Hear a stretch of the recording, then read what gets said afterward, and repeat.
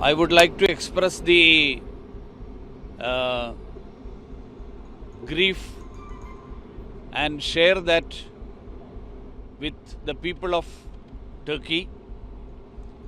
Our prayers and thoughts are there with the families of the bereaved.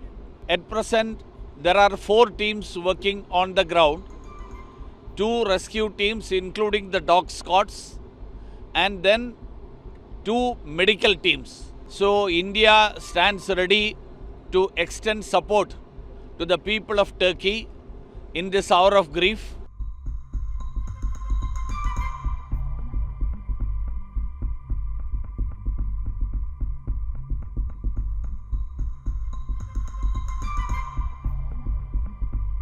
Operation Dost is a very important operation, and this is the operation of friendship, because Dost is a word in Hindi and Turkish which means friends, and this operation shows our friendship between India and Turkey, and friends always help each other. So because friends, real friends, help each other in their days if they are in need.